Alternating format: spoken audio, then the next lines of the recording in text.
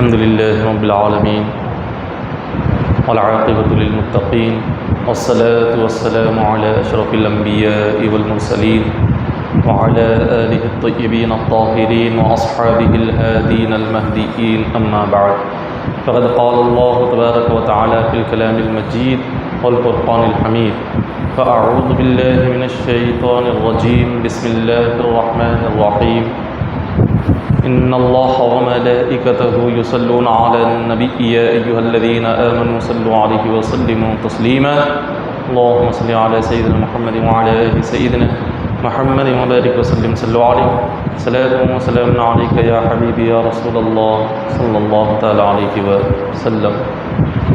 معزز سامعین اکرام، آج یہ پہلی تاخرات ہے، تو تاخراتیں جو مکمل 5 آتی ہیں، ان 5 راتوں میں یہ تاخرات پہلی ہے، اور آج سے ہم ایک تقریر کا سلسلہ جاری رکھیں گے کہ جس میں سب سے بہتر جو عنوان ہے وہ یہ ہوگا کہ رات میں عبادت کرنے کی اہمیت کیا ہے۔ راتوں میں جو عبادت کرتے ہیں اپنی نیندیں قربان کر کے، تو یہ عبادتیں کرنے والوں کا مقام کیا ہے، یہ عبادتیں کیوں کی جاتی ہیں۔ رات کی عبادت نماز تہجد یہ سب سے بہترین عبادت ہے۔ تہجد پڑھنے کی فضیلت کیا ہے، تہجد کی نماز کیوں پڑھی جاتی ہے، اور جو اس کو پڑھتے ہیں اللہ انہیں کیا مقام عطا فرماتے ہیں، آج اس عنوان پر تقریر کی جائے گی۔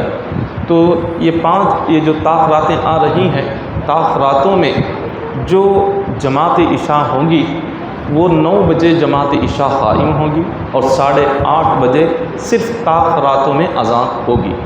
اس کے علاوہ تاخراتوں کے علاوہ جیسے آج تاخرات ہے، کل نہیں ہے، کل عام وقت میں جیسے 8:15 بجے اذان اور 8:30 بجے جماعت قائم ہوگی۔ تو سب سے اہم بات تو یہی ہے کہ آج ہم یہ تقریر، اور تقریر کے بعد پھر شبینہ شروع ہوگا۔ شبینہ تقریباً 12 بجے سے شبینہ شروع ہوگا، جس میں 10 پارے آج سنائے جائیں گے۔ 3 تاخراتوں میں 10 پارے کر کے ایک قرآن پاک مکمل کیا جائے گا۔ جو نماز تراویح میں قرآن سن نہیں سکے ان کے لیے بہترین موقع ہے کہ وہ ان 3 تاخراتوں میں 10 پارے سنتے ہوئے ایک قرآن پاک مکمل کر سکتے ہیں۔ 12 بجے سے لے کر تقریباً یہ 3 بجے تک شبینے کا سلسلہ جاری رہے گا، اور پھر دعا ہوگی۔ دعا مکمل ہونے کے بعد سحری کا انتظار رہے گا۔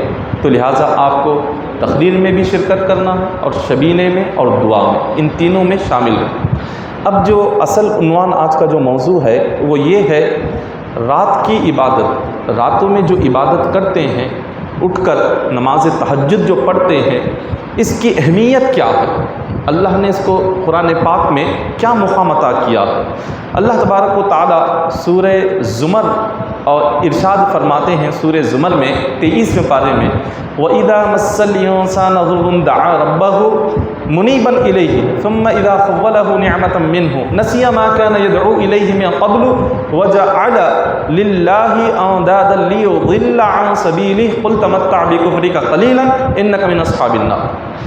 اس آیت کریمہ میں اللہ نے فرمایا کہ ایک کافر، ایک مشرک کی عادت کیا ہوتی ہے، ایک سچے مسلمان کی عادت کیا ہوتی ہے، سچا مسلمان کیسے رہتا ہے، کافر کیسے رہتا ہے۔ تو رب نے فرمایا کافر کو جب تکلیف پہنچتی ہے وہ سیدھے اپنے رب کی طرف، یعنی اپنے بتوں کی طرف وہ آ جاتا ہے، یا اپنے رب کی طرف وہ آ جاتا ہے، اور وہ آ کر کیا کرتا ہے، اللہ سے اپنی تکلیف کے دور کرنے کی دعا مانگتا ہے، وہ روتا ہے، گر گڑاتا ہے۔ جب تک اس کی تکلیف دور نہیں ہوتی کافر رب کے پاس آتا ہے، دعائیں مانگتا ہے، بہت محنتیں کرتا ہے۔ جب اس کی تکلیف دور ہو جاتی ہے، جب اللہ اس کی تکلیف کو ختم کر دیتا ہے، تو اللہ نے فرمایا وہ کافر اللہ کو بھول جاتا ہے، پھر وہ اللہ کی بارگاہ میں آتا نہیں، پھر وہ اللہ کے در پر آتا نہیں، نہ دعا مانگتا ہے، نہ اللہ کی بارگاہ میں آ کر عبادت کرتا ہے۔ یہ کافر کی عادت ہے۔ جب اللہ نے پہلے یہ ذکر کیا کہ تکلیف کے وقت میں، مشکل کے وقت میں، مصیبت کے وقت میں دعا کرنا، عبادت کرنا، نماز پڑھنا، یہ کافر کا طریقہ، جب تکلیف دور ہو جائے، مشکل دور ہو جائے، اس کے بعد نہ بندہ دعا کرے، نہ نماز پڑھے، نہ اللہ کی بارگاہ میں آئے، نہ رب کی بارگاہ میں روئے، نہ گر گڑائے، نہ اللہ کو راضی کرنے کی کوشش کرے، یہ کافر کی عادت ہو گئی، کافر کا طریقہ ہو گیا۔ اب مومن کیا کرتا ہے؟ رب نے فرمایا مومن کی تو عادت یہ ہوتی ہے کہ جب کوئی بندہ مومن، جب اس کو اللہ تبارک و تعالی ایمان عطا کر دیتا ہے تو وہ راتوں میں اپنی نیند قربان کر کے، اپنا بستر چھوڑ کر اللہ کی بارگاہ میں آ کر تہجد کے لیے کھڑا ہو جاتا ہے۔ مومن کی نشانی یہ ہوتی ہے کہ وہ چاہے غم ہو یا خوشی ہو، وہ اللہ کی بارگاہ میں دعا کرنا نہیں چھوڑتا۔ مومن کی عادت یہ ہوتی ہے اللہ تعالیٰ اسے جس حال میں بھی رکھے وہ اللہ کا شکر ادا کرتا ہے۔ مومن کی عادت یہ ہوتی ہے کہ اللہ تعالیٰ کچھ دے تو بھی وہ اللہ کی عبادت کرتا ہے، اللہ کچھ نہ دے تب بھی وہ اللہ کی بارگاہ میں دعا کے لیے ہاتھ اٹھاتا ہے، اللہ کوئی نعمت اس سے چھین لے تب بھی وہ اللہ کی بارگاہ میں آتا ہے، اللہ کوئی نعمت اسے دے دے تب بھی وہ اللہ کی بارگاہ میں آتا ہے، وہ رب کی بارگاہ سے کبھی ہٹتا نہیں۔ رب نے اس کی نشانی یہ بیان کی، سچے مومن کی نشانی یہ ہے کہ وہ دن آ جائے، دن میں وہ لوگوں کے ساتھ تو رہتا ہے لیکن اس کا دل اللہ کی طرف لگا رہتا ہے، اور جب رات آ جاتی ہے رب نے فرمایا اس کی رات اللہ کے ڈر میں گزرتی ہے، اللہ کے خوف اور ڈر کی وجہ سے وہ ساری رات سکون اور آرام سے نہیں سوتا، بلکہ رات کا ایک حصہ اٹھ جاتا ہے، گھبرا کر، رو کر، مصلی بچھا کر اللہ کی بارگاہ میں روتے ہوئے دعا کرنے لگتا ہے۔ یہ ایک مومن کا طریقہ ہے، مومن کی عادت ہے۔ اسی طرح حضور علیہ الصلوۃ والسلام پر چند یہودی اسلام لے کر آئے۔ جب وہ اسلام لے کر آئے ان میں حضرت عبداللہ بن سلام بھی تھے۔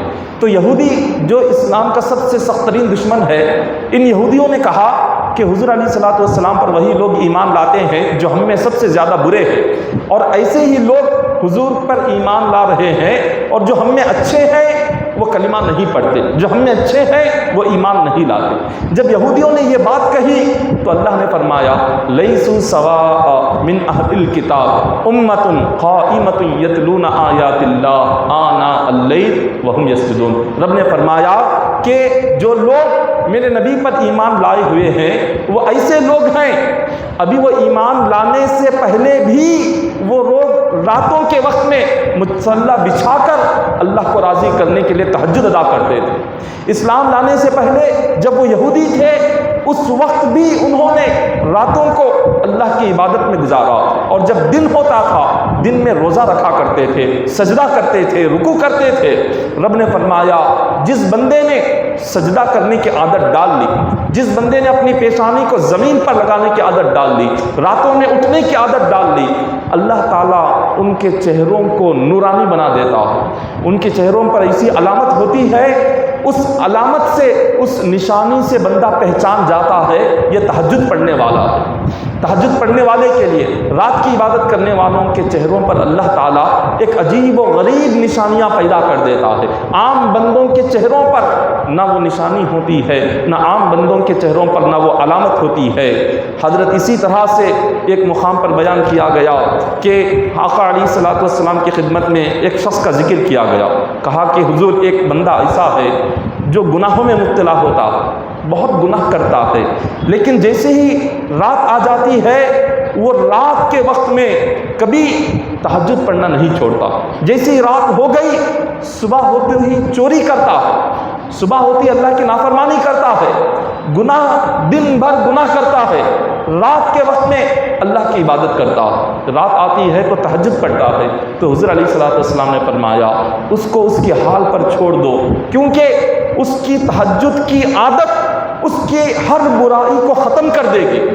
اس کے اندر جتنی برائیاں ہیں، جتنے گناہ وہ کرتا ہے، اگر اس نے تہجد پڑھنے کی عادت ڈال لی، یہ تہجد کی عادت ہی اس کے اندر سے ہر برائی کو نکال دیتی ہے، اس کی تہجد کی عادت اس کے اندر سے ہر گناہ کو ختم کر دیتی ہے، اس کو ہر نیک کام کے عادی بنا کر ایک راستے پر، دین کے راستے پر ڈال دیتی ہے۔ تو اگر کسی بندے میں کوئی برائی ہو، اگر وہ برائی اس سے ختم نہ ہو رہی ہو، کوئی شرابی ہو، کوئی جواری ہو، وہ شراب چھوڑ نہیں سکتا ہو، وہ اپنی جوے کی عادت چھوڑ نہیں سکتا ہو، اس نے کئی مرتبہ کوشش کر لی، اس کے باوجود بھی اس نے اللہ تبارک و تعالیٰ کی ساری اس نے کوشش کرنے کے باوجود اس نے گناہ کرنا نہیں چھوڑا، تو علماء فرماتے ہیں وہ بس تہجد کی عادت پیدا کر لے، اس کے اندر جتنی برائیاں ہیں اللہ ساری برائیوں کو ختم کر دے گا، کوئی بری عادت اس کے اندر باقی نہیں رہے گی، کیونکہ تہجد ایک ایسی عبادت ہے جو بندے کی ہر برائی، ہر غلط عادت کو مٹا دیتی ہے اور بندے کو اللہ سے جوڑ دیتی ہے۔ صحابہ کرام جو حضور کے صحابہ تھے، صحابہ کا طریقہ کیا تھا، صحابہ کرام کی عادت کیا تھی؟ صحابہ کرام کبھی دنیا کو چاہنے والے نہیں تھے، دنیا سے محبت کرنے والے نہیں تھے، کبھی صحابہ کرام دنیا کے لیے کوئی خواہش نہیں رکھتے تھے۔ حضور کے ایک صحابی ہے جن کا نام معاذ بن جبل ہے، جب ان کے انتقال کا وقت قریب آیا تو لوگوں نے دیکھا کہ وہ رو رہے ہیں، لوگوں نے پوچھا رونے کی وجہ کیا ہے؟ آپ تو صحابی ہیں، کیا موت سے ڈر کر رو رہے ہیں یا دنیا میں اور زندگی گزارنے کی نیت ہے اور خواہش ہے کہ اور آپ جینا چاہتے ہیں، موت جلد آ گئی؟ انہوں نے کہا نہ میں موت کو دیکھ کر رو رہا ہوں، نہ دنیا میں اور میری زندگی گزارنے کی خواہش ہے، بلکہ انہوں نے اللہ کی بارگاہ میں موت کے وقت میں عرض کیا کہ مولا تو جانتا ہے نہ میں دنیا سے محبت کرتا ہوں، نہ مجھے دنیا کی چمک دھمک سے محبت ہے، نہ یہاں کے باغوں سے محبت ہے، نہ یہاں کی خوبصورتی سے محبت ہے، نہ یہاں کی چیزوں سے محبت ہے، نہ یہاں کے مکان سے محبت ہے، نہ لمبی زندگی کی خواہش ہے، نہ کسی چیز کی آرزو ہے۔ تو ان سے پوچھا گیا پھر بات کیا ہے؟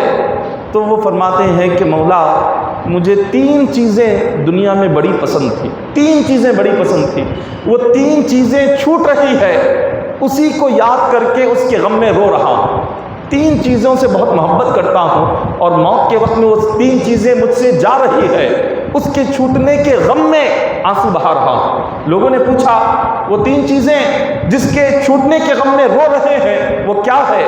حضرت معاذ بن جبل فرماتے ہیں کہ سب سے پہلا جو غم ہے وہ اس بات کا ہے کہ جب میں دن کے وقت میں روزہ رہتا تھا، عرب میں سخت گرمی ہوتی تھی اور سخت گرمی دوپہر کے وقت میں وہ فرماتے ہیں روزے کی حالت میں دوپہر کے وقت میں گرمی کے وقت میں جو پیاس کی تکلیف ہوتی تھی، اس پیاس کی تکلیف میں مجھے جو مزہ ملتا تھا وہ مزہ اب ختم ہو رہا ہے، اس کی وجہ سے رو رہا ہوں۔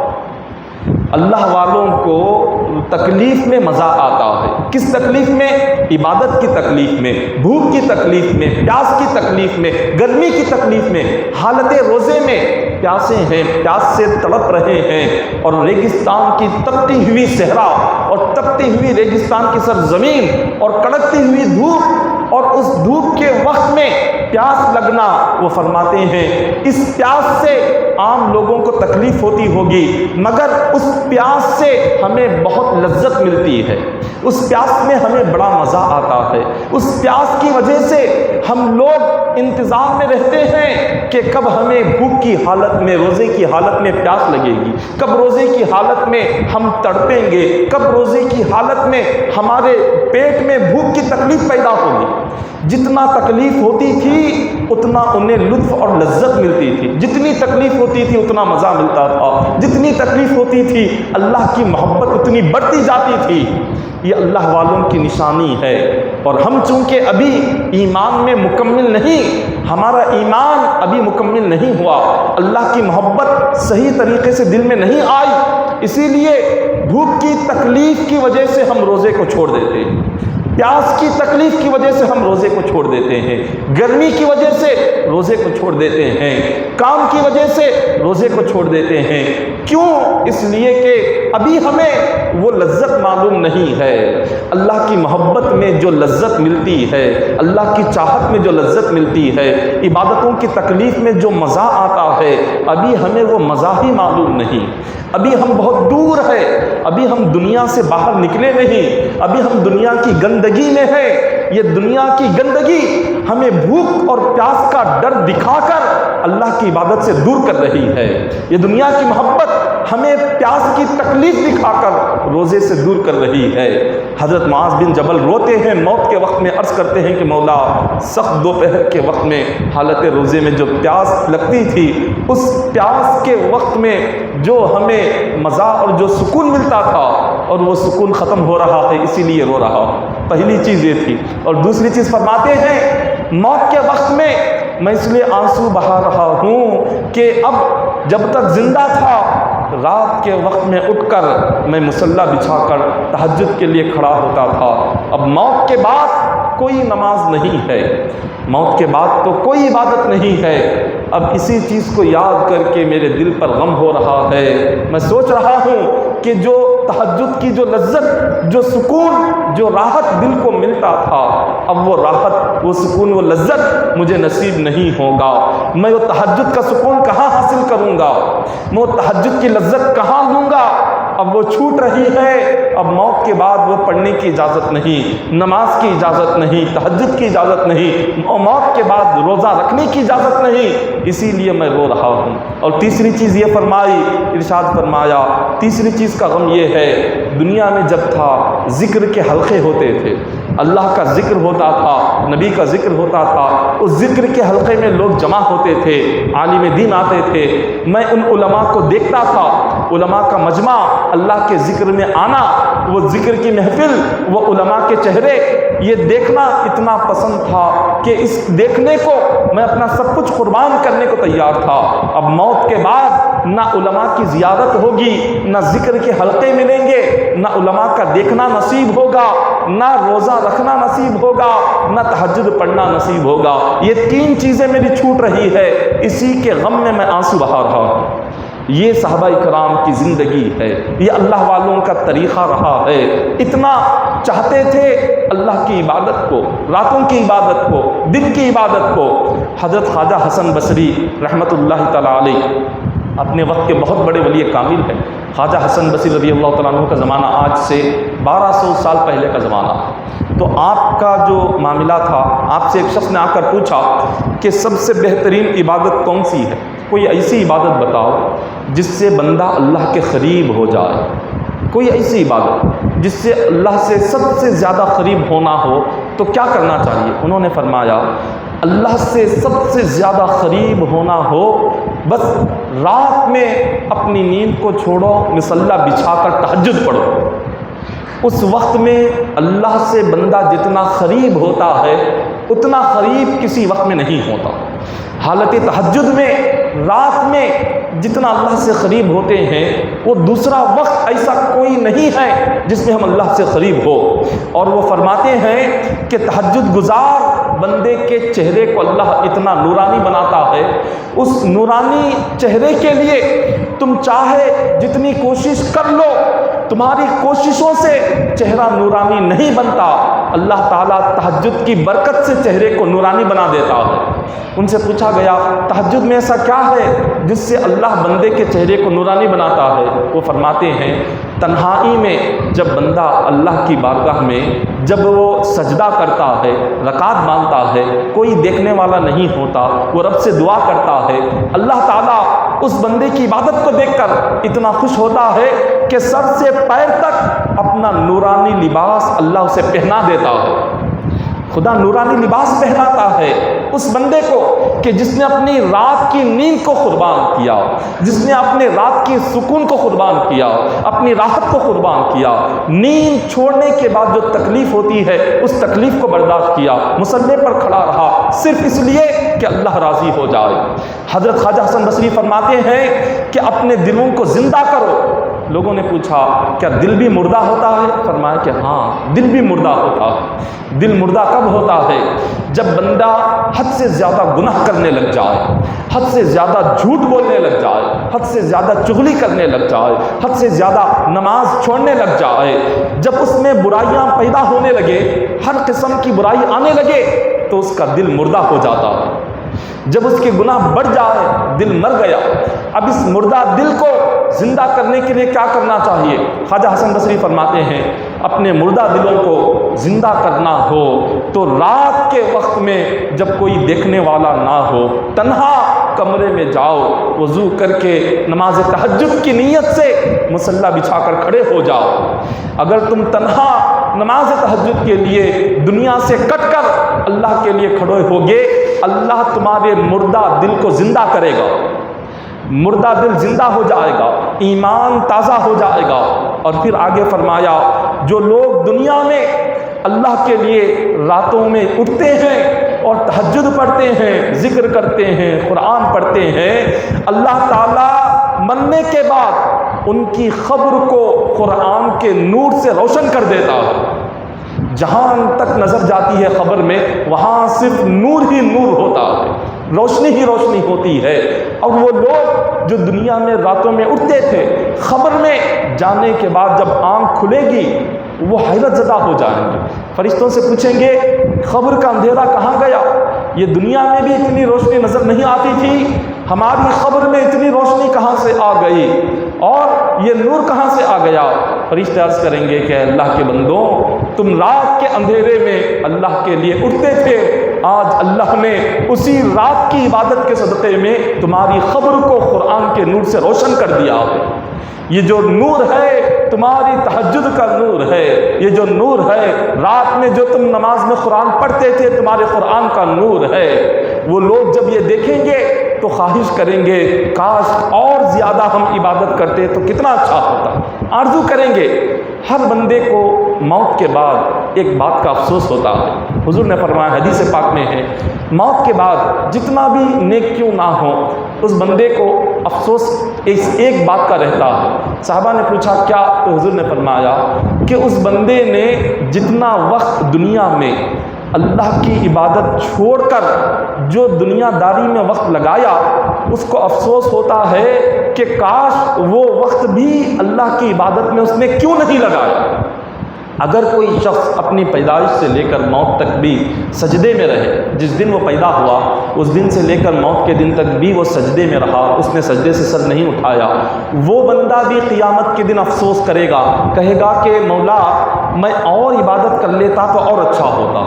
کیونکہ جب وہ اللہ کی بارگاہ میں نعمتیں دیکھے گا، جب اللہ کی بارگاہ میں جنت کا منظر دیکھے گا جو اللہ عبادت کرنے والوں کو عطا کر رہا ہے، وہ کہے گا اور اللہ کو راضی کرنے کے لیے محنت کرتا تو کتنا اچھا ہوتا۔ یہ کون بندہ؟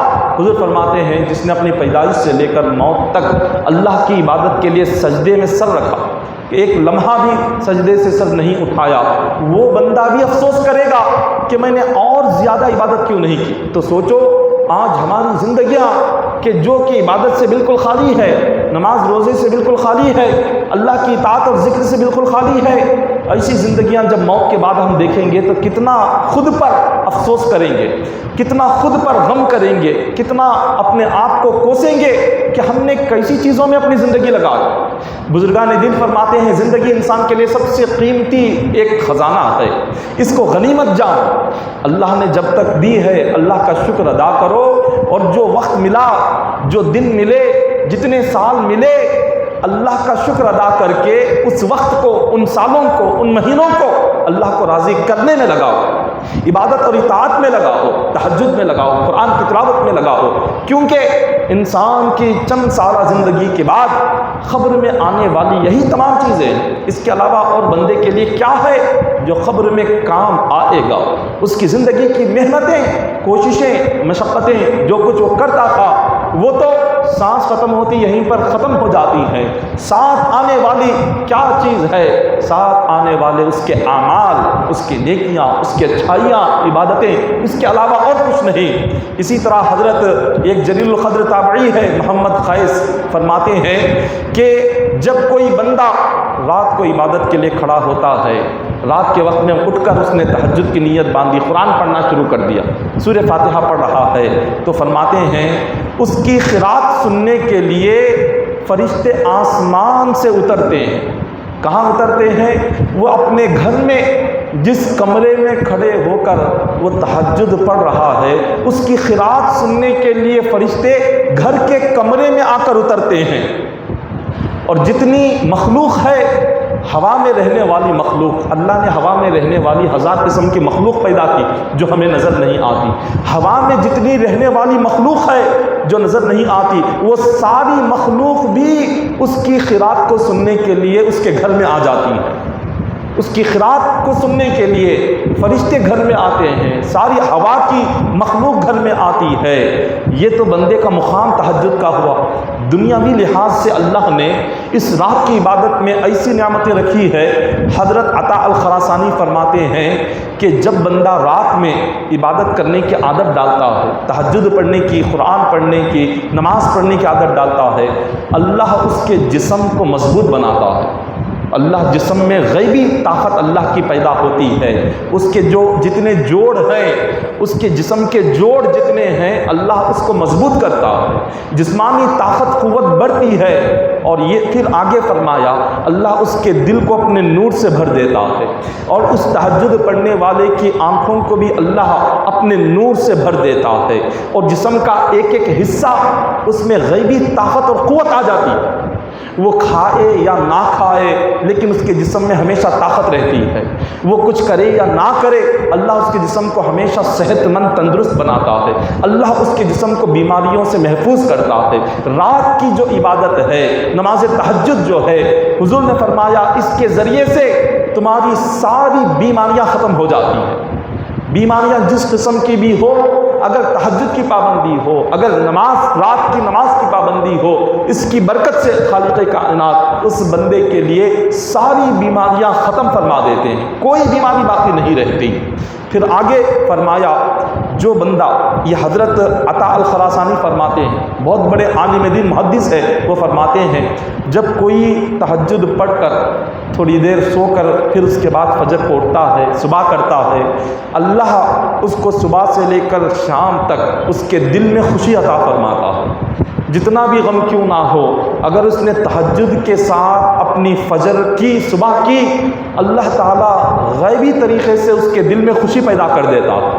وہ صبح سے شام تک ہمیشہ خوش رہتا ہے، جیسے بھی غم کیوں نہ ہو، کیسے بھی تکلیفیں کیوں نہ ہو، لیکن اس کی خوشی ختم نہیں ہوتی۔ پھر آگے فرمایا اگر اس نے اپنی نیند کا خیال کیا، یہ سوچا کہ یہ کہاں جاگیں گے، کہاں پڑھیں گے، صبح میں کافی کام ہوگا اور میرے کاموں میں خلل پیدا ہوگا، اس لیے سو جاؤں، نہیں اٹھا، تو فرماتے ہیں جس نے اپنی صبح سو کر کی، نہ تہجد پڑھی نہ صبح پڑھی، صبح سے لے کر شام تک غمگین رہے گا۔ وہ جتنی بھی اس کی زندگی میں خوشیاں ہوں، لیکن اس کا دل ہمیشہ غمگین رہے گا، اداس رہے گا، پریشان حال رہے گا، سوچتا رہے گا، نہ دل کو خوشی ملے گی، نہ ذہن کو خوشی ملے گی، نہ اس کے جسم کو خوشی ملے گی۔ خوشی اور راحت نہیں، کیونکہ اللہ نے خوشی اپنی عبادت میں چھپا کر رکھی ہے۔ سکون اور راحت اللہ نے رات میں اٹھ کر تہجد پڑھنے والے کو عطا فرماتے ہیں۔ اسی طرح ایک مومن کے لیے نماز تہجد کی برکت سے اللہ ایک حقیر اور ایک کمتر، ایک عام انسان کو زمین سے اٹھا کر عرش تک پہنچا دیتا ہے۔ ایک حقیر انسان، کمتر انسان جس کا کچھ نہیں ہے، دنیاوی لحاظ سے وہ کچھ نہیں ہے، اگر وہ بھی تہجد کی پابندی کر لے تو حضرت وہب بن منبہ فرماتے ہیں اللہ اس کو زمین سے اٹھا کر عرش تک پہنچا دیتا ہے۔ تہجد میں اتنی طاقت ہے، تہجد میں اتنی تاثیر ہے۔ اس میں اتنی برکت ہے، زمین پر رہنے والا بندہ عرش الہی تک پہنچتا ہے اس کی برکت سے۔ اور بزرگان دین اولیاء کا کیا تعلق، ان کا کیا طریقہ تھا۔ حضرت طلحہ بن مصرف یہ بہت بڑے محدث گزرے ہیں، بہت بڑے محدث اور بزرگ ہیں۔ جب رات ہوتی وہ اپنی گھر میں تمام خواتین کو اٹھاتے، عورتوں کو اٹھاتے، اپنے خادموں کو اٹھاتے، اپنے بیٹوں کو اٹھاتے، اپنی اولادوں کو اٹھاتے، سب کو حکم دیتے کہ سب وضو کر لو، تہجد کے لیے کھڑے ہو جاؤ۔ یہ بزرگان دین کا طریقہ تھا۔ ہم فرض نماز کے لیے نہ ہم خود ادا کرتے ہیں، نہ گھروں میں خواتین کو ادا کرنے کے لیے کہتے ہیں، نہ اولاد کو ادا کرنے کے لیے ہم کہتے ہیں۔ ہمارا طریقہ یہ ہے، فرض ادا نہیں کرتے۔ اور یہ تو نفل نماز ہے، تہجد جو نماز ہے نفل ہے، سب سے اعلیٰ درجہ فرض کا ہے، فرض کے بعد واجب ہے، واجب کے بعد سنت ہے، سنت موقدہ ہے، غیر موقدہ ہے، اس کے بعد نفل ہے، نفل کا درجہ سب سے نیچے ہے۔ مگر بزرگان دین نفل نماز کے لیے رات کے وقت میں اپنے گھر میں سارے بچوں کو اٹھاتے تھے۔ یہ نہیں سوچتے تھے کہ اگر بچہ اٹھے گا تو اسکول میں جا کر سوئے گا، اب اٹھے گا تو اسکول میں کیا پڑھے گا، نہیں اس کو سلاؤ، یہ نہیں سوچتے تھے۔ اپنی اولاد کو دنیا بعد میں سکھاتے تھے، دین پہلے سکھاتے تھے۔ ہم پہلے دنیا لا کر سامنے رکھتے ہیں، ہم دین کافی دور زندگی سے ہم نے پیچھے ڈال دیا۔ ہم نے دین کو طاق کے اوپر رکھ دیا، محراب میں دین کو رکھا۔ جیسے ہم قرآن کو مخمل کے غلاف میں لپیٹ کر محراب میں رکھتے ہیں، شوکیس میں رکھتے ہیں، اسی طرح دین کو، نمازوں کو، عبادتوں کو، روزوں کو ایک مخمل کے غلاف میں لپیٹ کر ہم محرابوں میں رکھ دیتے ہیں۔ نہ خود اس کے پابند بنتے ہیں، نہ آنے والی نسلوں کو اس کے پابند بناتے ہیں۔ ہماری زندگی ایسی ہے، لیکن بزرگان دین اللہ والوں کی زندگی ایسی نہیں تھی۔ ہم سے پہلے جو لوگ گزرے، جن کے زمانوں میں اسلام دنیا میں سب سے اعلیٰ قوم ہوتی تھی، مسلمان سب سے بڑی قوم ہوتی تھی، اسلام سب سے زیادہ طاقتور مذہب ہوتا تھا، وہ کیسے ہوتا تھا؟ ایسے لوگوں کی عبادت کی برکت سے ہوتا تھا۔ جب رات ہوتی وہ اپنے گھر میں تمام خواتین کو اٹھا دیتے، خادموں کو، کام کرنے والے گھر میں جو خادم ہوتے ان تمام کام کرنے والوں کو اٹھاتے، بچوں کو اٹھاتے، بچیوں کو اٹھاتے، سب کو حکم دیتے، فرماتے رات کے حصے میں نماز کی قائم کیا کرو، تہجد پڑھو، اگرچہ کہ 2 رکعت کیوں نہ ہو، زیادہ نہ صحیح تو 2 رکعت کیوں نہ ہو، لیکن پڑھو۔ کیوں؟ اس لیے کہ اس سے گناہوں کا بوجھ ہلکا ہوتا ہے، ہمارے جو گناہ ہیں گناہ کم ہو جاتے ہیں۔ اور اس کے بعد ہوتا کیا ہے، جب بندہ رات میں کھڑا ہوتا ہے عبادت کے لیے، فرشتے اس کو مبارکبادی دینے کے لیے زمین پر آتے ہیں۔ فرشتے آ کر مبارکبادی دیتے ہیں، کیا کہتے ہیں؟ سلکتا منہج العابدین قبلک۔ فرشتے آ کر مبارکبادی یہ کہتے ہیں کہ اے بندے، تجھ سے پہلے جتنے لوگ ولی بنے ان تمام لوگوں نے اسی طرح عبادت کر کے اللہ کے دوست بنے، آج تو بھی وہی عبادت کر رہا ہے، لہٰذا ہم تجھے مبارکبادی دینے کے لیے آسمان سے تیرے گھر میں آئے۔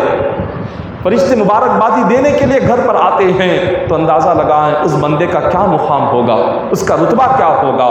حضرت زر بن عبداللہ الحزانی فرماتے ہیں کہ جب بندہ مومن رات کو نماز کے لیے کھڑا ہوتا ہے، خدا کی مخلوق، جتنی مخلوق اللہ نے پیدا کی ہے، جو اس کی خراط کی آواز سنتی ہے، جیسے وہ گھر میں کھڑا ہے، اس نے رکعت باندھ لی، اطراف میں دیواریں ہیں، کئی ساری چیزیں رکھی ہوئی ہیں، کئی سارے گھروں میں جنات ہوتے ہیں، عام مخلوق ہوتی ہیں، فرشتے ہوتے ہیں، یہ ساری نظر نہیں آنے والی مخلوق ہے۔ تو فرماتے ہیں جب وہ رکعت باندھ کر کھڑا ہوتا ہے، اللہ کی جتنی مخلوق اس کی خراط کی آواز سنتی ہے، وہ ساری مخلوق اس کے لیے دعا مانگتی ہے، اس کے لیے برکت کی دعا کرتی ہے، رحمت کی دعا کرتی ہے، ساری مخلوق دعا کرتی ہے، ایک مخلوق بھی نہیں چھوٹتی۔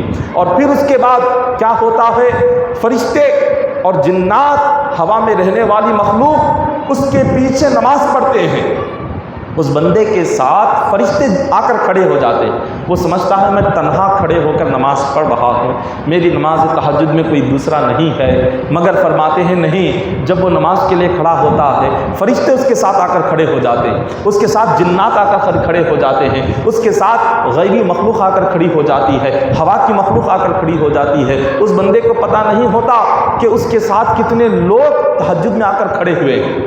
وہ تنہا نہیں ہوتا، اور یہ ساری مخلوق اس کے لیے مغفرت کی دعا کرتی ہے، اس کے لیے رحمت کی دعا کرتی ہے، اس کی بخشش کی دعا کرتی ہے، اللہ کی بارگاہ میں اس کی زندگی میں برکت کی دعا مانگتی ہے۔ یہ ساری مخلوق دعا مانگتی ہے، اور پھر اس کے بعد جس رات یہ عبادت کرتا ہے، یہ رات آنے والی رات سے کہتی ہے، اے رات، جب یہ آئندہ رات یہ بندہ اگر سو جائے تو تیری ذمہ داری ہے اس کو نیند سے جگانا۔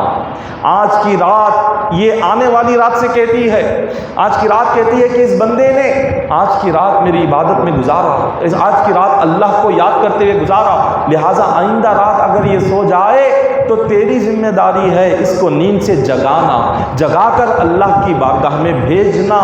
یہ ایک رات دوسری رات سے کہتی ہے۔ اللہ اکبر! رب نے کیا مقام عطا فرمایا! پھر فرماتے ہیں حضرت ربیع بن عمرو الحرشی فرماتے ہیں، قیامت کا دن ہوگا، ساری مخلوق میدان محشر میں جمع ہوں گی، اللہ تعالیٰ فرمائیں گے ایک فرشتے سے، جاؤ اعلان کرو کہ عزت والے کھڑے ہو جائیں، عزت کے جو لائق ہیں آج کھڑے ہو جائیں، ان کو بغیر حساب کے جنت میں داخل کیا جائے گا۔ ایک فرشتہ میدان محشر میں آئے گا اور اعلان کرے گا کہ اللہ کا فرمان ہے کہ عزت والے کھڑے ہو جائیں، وہ بغیر حساب جنت میں داخل ہوں۔ اب میدان محشر میں سارے لوگ دیکھتے ہوں گے کہ کون ہے عزت والا، کون ہے جس کا مقام اتنا بلند ہے کہ آج اللہ بغیر حساب کے اس کو جنت میں داخل فرمائے گا۔ اور خدا فرما رہا ہے کہ وہ عزت والا ہے، اس نے کیا عمل کیا ہوگا، اس کی عبادت کیا ہوگی۔ جیسے یہ اعلان ہوگا، اس اعلان کے بعد بس چند لوگ کھڑے ہوں گے، زیادہ نہیں ہوں گے، میدان محشر میں کچھ لوگ ہوں گے، اللہ کا حکم ہوگا فرشتوں ان لوگوں کو بغیر حساب سیدھے جنت میں داخل کر دو۔ فرشتے بغیر حساب کے انہیں لے کر جب جنت کی طرف جا رہے ہوں گے، ان سے سوال کیا جائے گا، دوسرے لوگ پوچھیں گے کہ آج اللہ کی بارگاہ میں تمہارا مقام اتنا بلند ہے کہ بغیر حساب کی جنت میں داخل کیے جا رہے ہو، اور رب نے تمہیں عزت عطا فرمائی، اور رب نے تمہیں عزت والے کہہ کر پکارا، تمہارے اعمال کیا ہے بتاؤ۔ وہ لوگ کھڑے ہوں گے، کہیں گے اے لوگوں سنو، آج ہمیں جو عزت ملی وہ اس لیے تم لوگ اپنی دنیا میں جن راتوں میں تم آرام اور سکون سے سوتے تھے، ہم انہی راتوں میں اپنی بستر چھوڑ کر اللہ کے لیے مصلی بچھا کر کھڑے ہو جاتے تھے، اللہ کے لیے راتوں میں کھڑے ہوتے تھے، تہجد پڑھتے تھے، اپنے گناہوں کو یاد کر کے روتے تھے، اپنے گناہوں کو جو پچھلی زندگی میں ہو گئے کوئی دیکھنے والا نہیں تھا، کوئی ہماری تعریف کرنے والا نہیں تھا، کوئی ہماری اچھائی بیان کرنے والا نہیں تھا، ہم دنیا سے کٹ کر اندھیری راتوں میں صرف اس کو راضی کرنے کے لیے راتوں میں روتے تھے،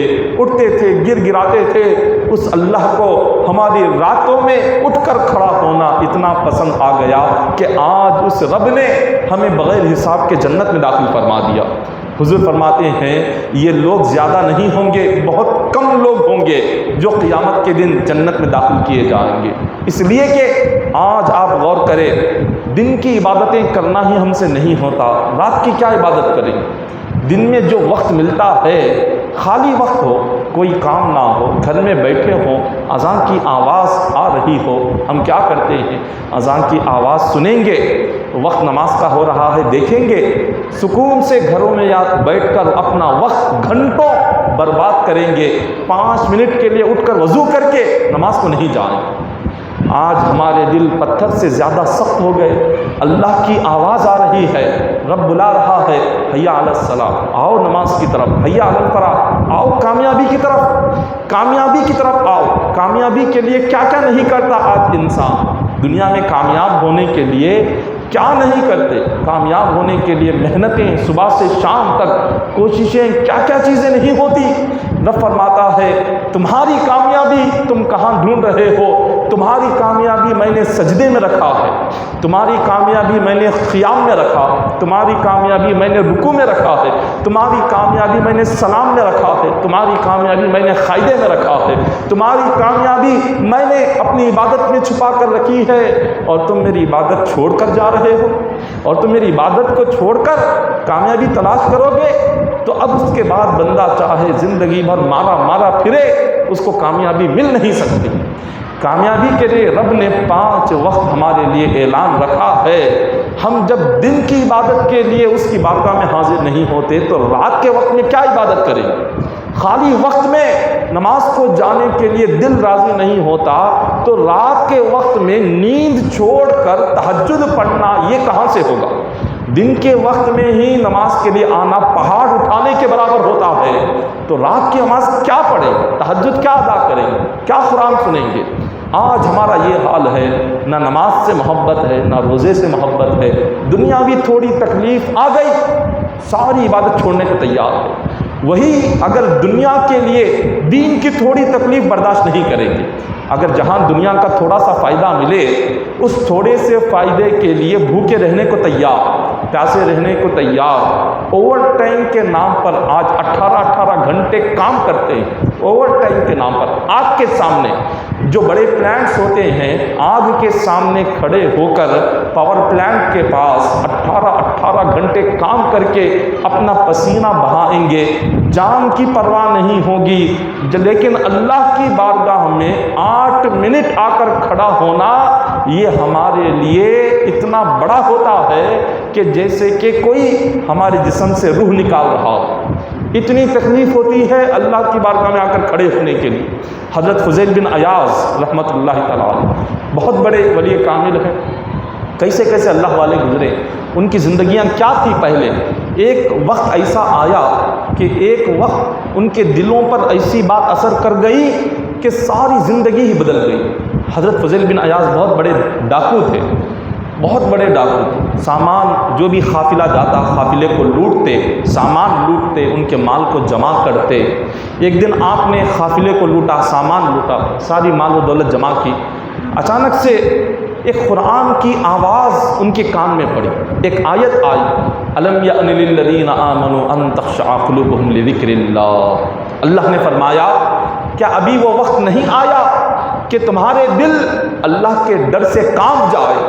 الم یأن للذین آمنوا ان تخشع قلوبہم لذکر اللہ، کہ بندوں ابھی وہ کون سا وقت آئے جب تم مجھے یاد کر کے ڈرو گے؟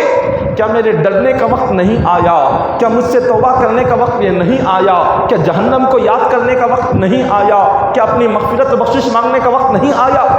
جیسے ہی یہ آیت ان کے کانوں میں پڑی، حضرت فضیل بن عیاض کئی سال سے ڈاکو تھے، لٹیرے تھے، آنکھوں میں آنسو جاری ہو گئے، رو کر عرض کرنے لگے کہ مولا وہ وقت آ گیا ہے، اب تک میں تجھ سے اپنا تعلق توڑ کر بھاگتا تھا، آج مولا تیری ایک آیت نے دل پر ایسے اثر کر گیا، اب وہ وقت آ گیا کہ آج سے فضیل بن عیاض اپنی دنیاوی زندگی کو ٹھوکر مارتا ہے اور تجھے راضی کرنے کے لیے آج سے ہم اپنی زندگی کو قربان کرتے ہیں۔ اس کے بعد سے زندگی ایسی بدل گئی کہ انہوں نے اپنی زندگی کا مقصد صرف اللہ کو راضی کرنا بنا دیا۔ کیسے؟ ایک آیت کا اثر دل پر ہوا، زندگی ہی بدل گئی، چور سے ولی بن گئے، ولیوں کے سردار بن گئے۔ وہ فضیل بن عیاض فرماتے ہیں جب رات آتی ہے تو میں سوچتا ہوں اتنی لمبی رات کیسے کٹے گی، اتنی لمبی رات میں کیسے گزاروں گا، وہ دیکھ کر میں ڈر جاتا ہوں۔ پھر فرماتے ہیں میں رات میں قرآن شروع کرتا ہوں، جیسے ہی قرآن شروع کرتا ہوں میری قرآن ختم ہوتے ہوتے رات ختم ہو جاتی ہے، پتہ ہی نہیں چلتا کہ رات آئی کب اور گئی کب۔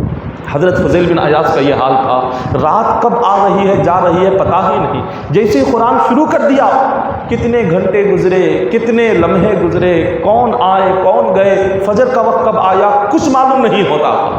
حضرت فضیل بن عیاض فرماتے ہیں جب کبھی رات کا اندھیرا آتا ہے میں خوش ہو جاتا ہوں، رات کو دیکھ کر خوش ہو جاتا ہوں یہ سوچ کر کہ اب اللہ کی بارگاہ میں جانے کا وقت آ رہا ہے۔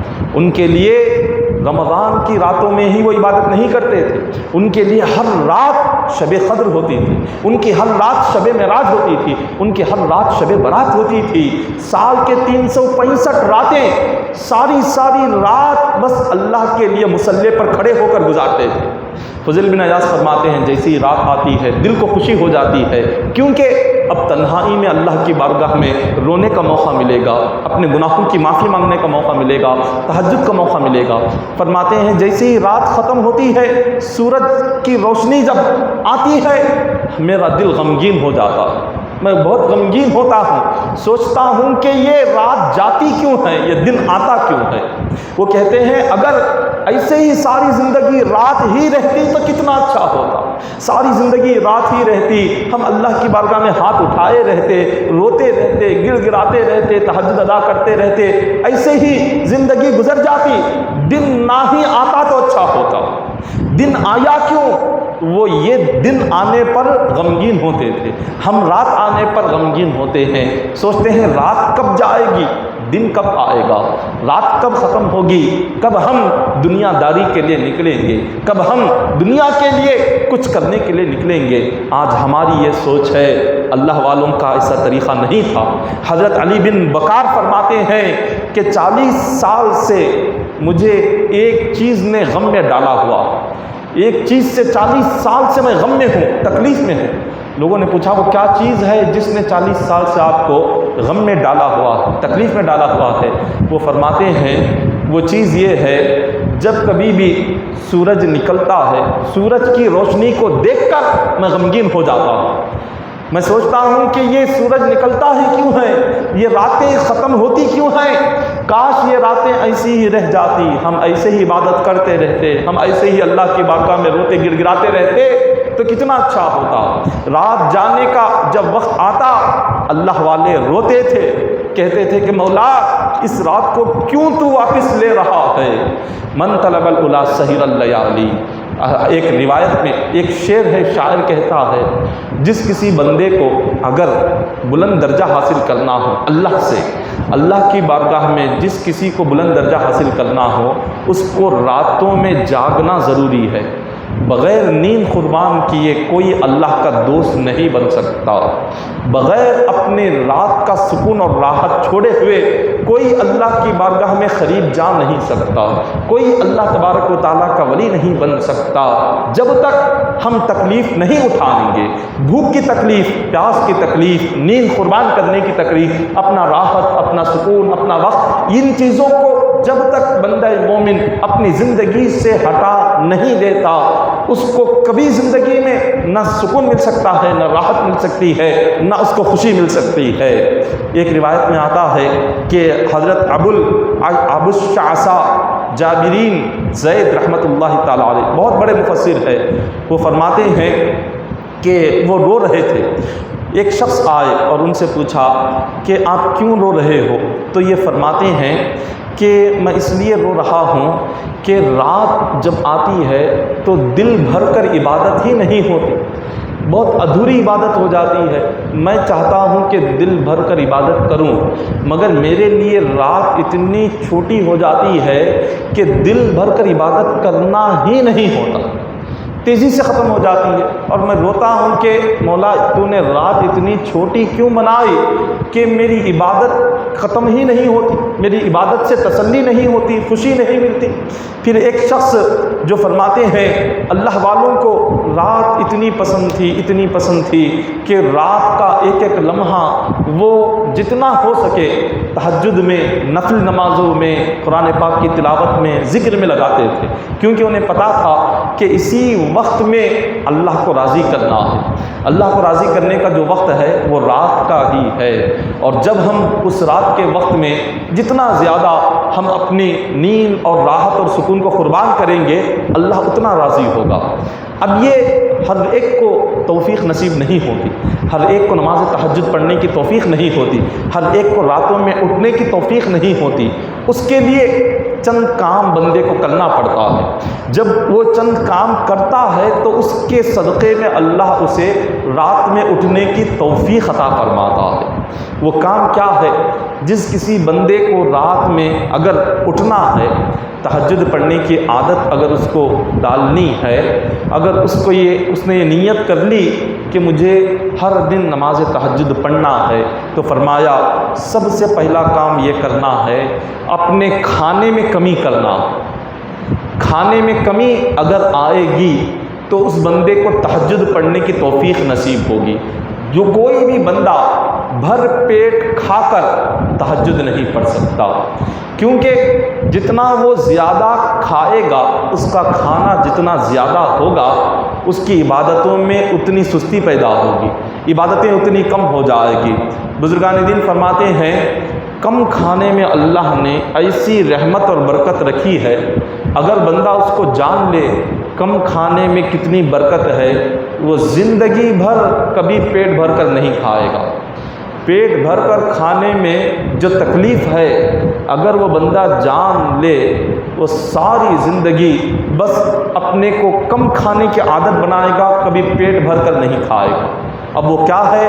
تو فرمایا کہ جو بندہ اپنی زندگی میں کم کھانے کی عادت ڈال لیتا ہے تو سب سے پہلے اللہ اس کے دل کو نرم کر دیتا ہے، دل میں نرمی آ جاتی ہے، اور پھر اللہ دوسری برکت یہ عطا فرماتا ہے، اس بندے کا ذہن ہمیشہ تیز رہتا ہے، اس کا ذہن کبھی بھی کمزور نہیں پڑتا، سوچنے کی صلاحیت، سمجھنے کی صلاحیت ہمیشہ ذہن تیز رہتا ہے کم کھانے کی وجہ سے۔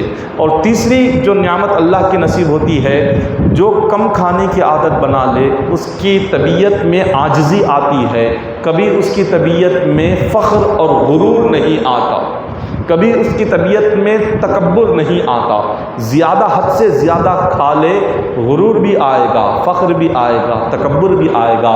کم کھانے سے عاجزی آتی ہے، انکساری آتی ہے، اور اللہ چوتھی نعمت یہ عطا فرماتا ہے، جو بندہ کم کھانے کی عادت بنا لے اس کا جسم عبادت کے لیے ہمیشہ تیار رہتا ہے۔ کم کھانے کی عادت ڈال لے گا، آدھا پیٹ کھانے کی عادت ڈال لے گا، وہ بندہ کبھی عبادت کرنے سے پیچھے نہیں ہٹتا، اس کا جسم عبادت کے لیے ہمیشہ تیار رہتا ہے، چاہے دن ہو یا رات ہو۔ حضور علیہ الصلوۃ والسلام فرماتے ہیں، حدیث پاک ہے کہ کوئی بندہ، ایک انسان جتنی چیزوں کو بھی دنیا میں بھرتا ہے، سب سے بری چیز جو وہ دنیا میں بھرتا ہے اس کا پیٹ ہے۔ سب سے، حضور نے فرمایا، سب سے برا برتن، جتنے برتنوں کو بھی ہم بھرتے ہیں، فرمایا سب سے برا برتن جس کو انسان بھرتا ہے اس کا پیٹ ہے۔ پیٹ سے برا برتن کوئی دوسرا نہیں ہے۔ فرماتے ہیں کہ چند لقمے تمہاری زندگی کے لیے کافی ہیں، اتنے لقمے جس سے تمہاری پیٹھ سیدھی کھڑے ہو جائے، جس سے تم چل سکو، پھر سکو، عبادت کر سکو۔ چند لقموں میں تم زندگی گزار سکتے ہو، لیکن تم جتنا اپنے پیٹ کے برتن کو بھرو گے یہ تمہارے لیے اتنا برا ہے، تمہاری بربادی ہے۔ پھر آگے فرمایا اگر تم کھانا ہی چاہتے ہو، زیادہ کھانا چاہتے ہو، تو حضور فرماتے ہیں اپنے پیٹ کے 3 حصے کرو۔ پہلا حصہ اپنے کھانے کے لیے رکھو، اور دوسرا حصہ اپنی پینے کے لیے رکھو، اور تیسرا حصہ سانس لینے کے لیے رکھو۔ اس سے بڑھ کر کھانے کی اجازت نہیں۔ حضور نے فرمایا اگر تھوڑے لقمے، چند لقمے کھا سکتے ہو اتنا ہی کھا لو، جس سے تمہیں عبادت کرنے کی طاقت جتنی چاہیے اتنے کے لیے جتنا کھانا ہے اتنا کھاؤ، تمہارے لیے دنیا آخرت میں بہتر ہے۔ جتنا انسان زیادہ کھاتا ہے اس کی دنیا میں بھی بربادی ہے، آخرت میں بھی بربادی ہے۔ ایک صحابی رسول حضور کی بارگاہ میں آئے، آقا علیہ الصلوۃ والسلام کی مجلس میں بیٹھ کر اچانک سے ان کو زیادہ کھا چکے تھے، زیادہ کھانے کی وجہ سے اس صحابی کو ڈکار آ گئی۔ حضور علیہ الصلوۃ والسلام نے فرمایا کہ تم اس طرح ڈکار مت لیا کرو، نہ اس طرح ڈکار نہ لو۔ فرمایا کیوں؟ تو حضور نے فرمایا کہ بہت سے لوگ جو دنیا میں پیٹ بھر کر کھانے والے قیامت کے دن بھوکے پیاسے ہوں گے۔ دنیا میں جو پیٹ بھر کر کھاتے تھے، قیامت کے دن وہ بھوکے ہوں گے، پیاسے ہوں گے، انہیں کھانا نصیب نہیں ہوگا، کیونکہ انہوں نے دنیا میں ہی اپنے پیٹ کو بھر دیا۔ اللہ تعالیٰ قیامت کے دن انہیں بھوکا رکھے گا۔ اس حدیث کے بعد حضور کا یہ فرمان جب سے اس صحابی نے سنا، وہ فرماتے ہیں اس دن کے بعد سے میں نے ساری زندگی پیٹ بھر کر کبھی نہیں کھایا، ساری زندگی انہوں نے حضور کی یہ نصیحت انہوں نے سن لی. حضور نے فرما دیا اس نصیحت کو سننے کے بعد زندگی بھر وہ آدھا پیٹ کھاتے رہے, اپنی موت تک کبھی پیٹ بھر کر کھایا ہی نہیں. اللہ اکبر. تو یہ آپ غور فرمائیں, آقا علیہ الصلوۃ والسلام جب نصیحت کرتے ہیں ہمارے لیے تو اس میں ہمارے لیے ہی فائدہ ہے, یہ امت کے لیے فائدہ ہے اگر ہم سمجھے اس کو صحیح طریقے سے اور جانیں. حضرت خواجہ حسن بصری فرماتے ہیں اللہ تعالیٰ جس کو اپنی عبادت کی توفیق دیتا ہے, جس بندے کو عبادت کی توفیق نصیب ہوتی ہے وہ پیٹ بھر کر کبھی نہیں کھاتا. جس کو عبادت کی توفیق اللہ دے دیتا ہے وہ پیٹ بھر کر نہیں کھاتا, اور جس کو اللہ تبارک و تعالی اپنے پیٹ پر قابض, اپنے پیٹ پر جس کو قابو ہو جائے, جس نے اپنی بھوک کو برداشت کر لیا, تو فرماتے ہیں اس کے بعد اس کو ساری عبادتیں آسان ہو جاتی ہیں. کتنی بڑی عبادت کیوں نہ ہو اس کے لیے آسان ہے اگر اس نے اپنے پیٹ پر قابو پا لیا, اس نے اپنی بھوک پر قابو پا لیا, اس کو سنبھال لیا, برداشت کرنے کی عادت ڈال لی اپنی بھوک کو, تو سمجھ جاؤ ساری عبادتیں اس کے لیے آسان ہیں, کوئی عبادت مشکل نہیں ہے. حضرت ابو عبیدہ الخواص فرماتے ہیں کہ تیری موت تیرے پیٹ بھرنے سے. ایک بندہ مومن سے فرمایا کہ اے بندہ مومن تیری جو موت ہے تیرے پیٹ بھرنے سے ہے. زیادہ انسان جب کھاتا چلا جائے گا اس کے لیے تکالیف شروع ہوتے چلے جائیں گے, جسمانی تکالیف, اس کے لیے روحانی تکالیف, ساری تکلیفیں اس کے لیے شروع ہو جاتی ہیں. تو فرمایا حضرت ابو عبیدہ الخواص اپنے وقت کے ولی کامل ہیں, بزرگ ہیں, یہ فرماتے ہیں کہ جب کوئی بندہ اپنا پیٹ بھرتا ہے تو اس کے بعد شیطان اس کا بادشاہ بن جاتا ہے, شیطان اس پر حکومت کرتا ہے. شیطان اس کو کہتا ہے کہ اے بندے سو جا, کیا کرے گا, ابھی تو نے کھا لیا ہے, اب عبادت کیا کرے گا. شیطان اس کو عبادت کرنے نہیں دیتا. وہ فرماتے ہیں اگر شیطان سے اپنی ایمان کی حفاظت چاہتے ہو تو اپنا پیٹ آدھا رکھنے کی عادت ڈالو, آدھا کھانے کی عادت ڈالو, کھانے کو اپنے کم کر لو. عرب کا ایک بہت بڑا مشہور ایک حکیم ہے, حارث بن کلدہ اس کا نام ہے. وہ حکیم کہتا ہے کہ جو بندہ اپنا ہضم ہونے سے پہلے جو اس نے کھا لیا ابھی اس کو بھوک نہ لگی, ہضم نہیں ہوا, اس سے پہلے اگر وہ کچھ کھاتا ہے تو وہ خود اپنی جان لے رہا ہے, یہ اس کی جان لینے کے برابر ہے. وہ خود کو قتل کر رہا ہے, اپنی جان کو مار رہا ہے. ہضم ہونے سے پہلے کھا کر, کھانے کے اوپر کھانا کھا کر, حد سے زیادہ کھا کر وہ اپنی جان خود لے رہا ہے, اپنے آپ کو خود قتل کر رہا ہے. پھر وہ کہتا ہے اگر بہت بڑا حکیم ہے, حارث بن کلدہ عرب کا بہت بڑا حکیم ہے, وہ کہتا ہے اگر تم خبر والوں سے پوچھو تمہاری موت کا سبب کیا ہے, تم کیسے مرے, تو وہ کہیں گے ہم حد سے زیادہ کھا کر ہمیں موت آ گئی ہے. انسان کی موت کی سب سے بڑی وجہ جو ہوتی ہے وہ جب حد سے بڑھ کر کھانے کی عادت ڈال لیتا ہے اس کی زندگی کی برکت ختم ہو جاتی ہے, اس کی صحت ختم ہو جاتی ہے, تندرستی ختم ہو جاتی ہے. اللہ نے روزے کا حکم ہمیں ایسے ہی نہیں دیا. روزے کا حکم, بھوک اور پیاس کا حکم اللہ نے کیوں دیا؟ یہ اس لیے دیا ہے سال بھر ہم کھا کر سر سے لے کر پیر تک ہمارا جسم, ہماری روح گندی ہو جاتی ہے. اس گندگی سے پاک و صاف کرنے کے لیے اللہ نے ہمیں بھوکے پیاسے رہنے کا حکم دیا. یہ بھوک اور پیاس کی جو تکلیف ہے روزے سے, اس بھوک اور پیاس کی تکلیف سے ہمارا جسم ہر برائی سے پاک ہو جاتا ہے, ہر بیماری سے پاک ہو جاتا ہے, ہماری روح ہر قسم کی گندگی سے پاک و صاف ہو جاتی ہے.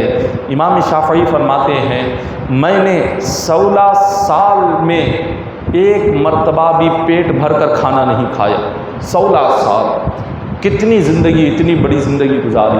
16 سالوں میں فرماتے ہیں ایک مرتبہ پیٹ بھر کر میں نے کھایا تھا، پھر اس کے بعد میں نے دیکھا 16 سالوں میں صرف ایک مرتبہ کھانے کے بعد دیکھا کہ جسم وزن ہو گیا ہے، عبادت میں سستی آ رہی ہے، ذہن کمزور ہو جاتا ہے۔ جب انسان پیٹ بھر کر کھاتا ہے اس کا ذہن کمزور ہو جاتا ہے، سوچنے کی صلاحیت کم ہو جاتی ہے، سمجھنے کی صلاحیت کم ہو جاتی ہے، جسم میں جو طاقت اور قوت ہوتی ہے وہ بھی کم ہو جاتی ہے، اور اس کے بعد جسمانی کمزوریاں پیدا ہونے لگ جاتی ہے۔ تو امام شافعی فرماتے ہیں 16 سالوں میں ایک ہی مرتبہ میں نے پیٹ بھر کر کھایا، اس کے بعد پھر میں نے کبھی نہیں کھایا۔ یہ اللہ والوں کی، امام شافعی اتنے بڑے عالم دین، بزرگ کامل، ان کی زندگی ایسی تھی۔ حضرت ثابت البنانی روایت کرتے ہیں ایک مرتبہ شیطان حضرت یحییٰ علیہ السلام کے سامنے ظاہر ہوا۔ یحییٰ علیہ السلام جو اللہ کے نبی ہیں، شیطان ایک مرتبہ ان کے سامنے آیا تو انہوں نے دیکھا کہ شیطان کے ہاتھ میں رسیاں ہیں۔ وہ کہنے لگے یہ رسیاں کس چیز کی ہے جو تم نے پکڑی ہے؟ اس نے کہا یہ رسیاں انسان کی نفسانی خواہشات ہے، یہ خواہشات ہے، یہ انہی رسیوں کو میں لوگوں کے گلوں میں ڈالتا ہوں، یہ خواہشیں ان کے گلوں میں ڈالتا ہوں۔ جب وہ خواہش ان کے گلے میں ڈالتا ہوں ان کے دل میں نئی نئی آرزویں پیدا ہوتی ہے، نئی نئی خواہشیں پیدا ہوتی ہے، اس کو پورا کرنے کے لیے وہ گناہوں کے راستوں پر آ جاتے ہیں۔ شیطان نے کہا یہ جو رسیاں ہیں بندوں کی خواہشیں ہیں، یہ خواہشیں ان کے گلے میں ڈال کر انہیں گناہوں کے راستے پر لگاتا ہوں، ان سے میں اللہ کے راستے سے دور کرتا ہوں۔ یحییٰ علیہ السلام نے اس سے پوچھا کہ اے شیطان، جیسے تو لوگوں کو پھانسنے کے لیے یہ خواہشوں کی رسیاں ان کے گلے میں ڈالتا ہے، تو کیا تو نے کبھی مجھے بھی پھانسنے کے لیے کوئی رسی میرے گلے میں ڈالی؟ اس نے کہا کہ ہاں، میں نے آپ کو بھی پھنسایا ہے اپنے جال میں۔ حضرت یحییٰ علیہ السلام نے پوچھا تو نے مجھے کب اپنے جال میں پھنسایا؟ تو وہ کہنے لگا کہ ایک مرتبہ آپ کھانے کے لیے بیٹھے تھے، میں نے آپ کو پیٹ بھر کر کھلا دیا، جیسے ہی آپ پیٹ بھر کر کھا لیے اس رات میں نے آپ کو تہجد کے لیے جگایا نہیں، اس رات کھانے کی وجہ سے آپ تہجد کے لیے سو گئے، اٹھے نہیں، آپ نے وہ تہجد نہیں پڑھی، اور وہ ایک رات آپ کو کھلا کر میں نے ہمیں اصلاح دیا۔ حضرت یحییٰ علیہ السلام فرماتے ہیں شیطان اگر یہ بات ہے تو آج کے بعد صرف میں سوکھی روٹی پانی سے ہی کھاؤں گا، کبھی پیٹ بھر کر نہیں کھاؤں۔ حضرت یحییٰ علیہ السلام اس دن کے بعد سے آپ سوکھی روٹی پانی میں ڈبو کر آپ کھاتے تھے، کبھی پیٹ بھر کر نہیں کھائے، کیونکہ آپ کو پتا تھا اگر پیٹ بھر کر کھاتے ہیں تو یہ رات کی عبادت سے یہ کھانا روکتا ہے، انسان کے جسم میں سستی اور کاہلی پیدا کرتا ہے۔ اسی طرح حضرت محمد بن سیرین کے پاس ایک شخص آیا اور آ کر کہنے لگا کہ حضور مجھے رات میں عبادت کرنے کا طریقہ سکھائیے، میں رات میں عبادت کیسے کروں، کیا پڑھوں، تو تہجد کیسے ادا کروں، کون سا ذکر کروں، کون سی عبادت کروں، قرآن کی تلاوت میں کون سے سورے پڑھوں؟ تو انہوں نے کہا پہلے میں تمہیں بعد میں سکھاؤں گا رات میں عبادت کیسے کرنا ہے، کیا کرنا ہے، یہ بعد میں تمہیں بتاؤں گا، پہلے تم مجھے یہ بتاؤ کہ تم رات میں کتنا کھاتے ہو اور کتنا سوتے ہو، کتنا پیتے ہو؟ اس نے کہا میں پیٹ بھر کر کھاتا ہوں۔ آپ نے کہا پیٹ بھر کر کھانا یہ تو جانوروں کا طریقہ ہے، ایک مومن، ایک سچا مومن کبھی پیٹ بھر کر نہیں کھاتا۔ پھر پوچھا تم پیتے کتنا ہو پانی؟ اس نے کہا میں پانی بھی پیٹ بھر کر پیتا ہوں۔ فرمایا یہ پیٹ بھر کر پانی پینا یہ بھی جانوروں کا طریقہ ہے، نہ تمہیں کھانے کا طریقہ بھی معلوم ہے نہ پینے کا طریقہ معلوم ہے۔ جب تم اس طرح حد سے بڑھ کر کھاؤ گے پیو گے تو رات میں آ کر کیا اللہ کی عبادت کرو گے، تم کیا نماز تہجد پڑھو گے؟ تو فرمایا پہلے تم جا کر اپنے کھانے کو کم کرو، اپنے پینے کو کم کرو، اور آدھا پیٹ کھانے کی عادت پہلے ڈالو، اس کے بعد میں تمہیں رات میں تہجد پڑھنے کا طریقہ سکھاؤں گا۔ اس کے بعد میں تمہیں رات میں عبادت کرنے کا طریقہ سکھاؤں گا۔ تو سب سے پہلے ایک بندہ مومن کو اپنے کھانے پینے پر اس شخص کو قبضہ کرنا چاہے، قابو کرنا چاہے۔ وہ جتنا اپنے کھانے پر قابو رکھے گا، اپنے پینے پر وہ جتنا قابو رکھے گا، اس سے عبادت اتنی زیادہ ہوگی۔ حضرت ابراہیم بن ادھم رحمۃ اللہ تعالیٰ علیہ اپنے وقت کے بہت بڑے ولی کامل گزرے ہیں۔ وہ فرماتے ہیں کہ اگر کوئی شخص دیندار بننا چاہتا ہو، دین پر چلنا چاہتا ہو، وہ سب سے پہلے اپنے پیٹ پر قابو پائے، وہ اپنے کھانے پینے پر پہلے قابو کرے، وہ دیندار بن جائے گا۔ اور جو اپنی بھوک پر قابو پا لیا، جو بندہ بھوکا رہنے کی عادت اس نے ڈال لی، روزہ رکھنے کی عادت اس نے ڈال لی، تو شیطان کبھی اس کو گناہوں کے راستے پر ڈال نہیں سکتا، کبھی اس سے گناہ ہو نہیں سکتا، اللہ کی نافرمانی شیطان اس سے کرا نہیں سکتا جس نے بھوکا رہنے کی عادت بنا لی، روزہ رکھنے کی عادت بنا لی۔ روزے میں اتنی طاقت ہوتی ہے کہ وہ بندے کو متقی بنا دیتی ہے، بندے کو پرہیزگار بنا دیتی ہے، بندے کو ہر قسم کے گناہوں سے، نافرمانیوں سے روک دیتی ہے۔ حضور علیہ الصلوۃ والسلام نے رات کی عبادت کے لیے حضور نے فرمایا، جو بندہ رات میں عبادت کرنا چاہتا ہو تو آقا فرماتے ہیں وہ دوپہر کے وقت سونے کی عادت ڈالے۔ دوپہر کے وقت سونا یہ سنت رسول ہے، حضور کی سنت ہے۔ دوپہر کے وقت تھوڑی دیر کیوں نہ ہو، آدھا گھنٹہ کیوں نہ ہو، 10-15 منٹ کیوں نہ ہو، تھوڑی دیر کے لیے آرام کرنا، اس کو شریعت میں خیل اللہ کہتے ہیں۔ قیل اللہ یہ شریعت میں سنت ہے، حضور کا فرمان ہے کہ جو کوئی بندہ رات کی عبادت چاہتا ہو، رات میں اٹھنا چاہتا ہو، نماز پڑھنا چاہتا ہو، تہجد کی عادت بنانا چاہتا ہو، تو حضور نے فرمایا دوپہر کے وقت میں تم تھوڑا سا کیوں نہ ہو سونے کی عادت ڈالو۔ اگر دوپہر کے وقت میں سونے کی عادت ڈالو گے، رات میں تم تہجد پڑھ سکو گے، رات میں تم عبادت کر سکو گے، رات میں تم قرآن کی تلاوت کر سکو گے۔ اور اگر پھر آگے فرماتے ہیں کہ اگر تم نے دنیا کی زندگی میں دوپہر کے وقت کو کام میں لگا دیا، دوپہر کے وقت کو سونے کی بجائے اگر دنیاوی کاموں میں اپنا وقت تم نے لگا دیا تو وہ وقت تمہارے جسم کو تھکا دے گا، تمہارے جسم کو اتنا تھکا دے گا کہ تم تہجد میں تو کیا فجر میں بھی اٹھ نہیں سکو گے۔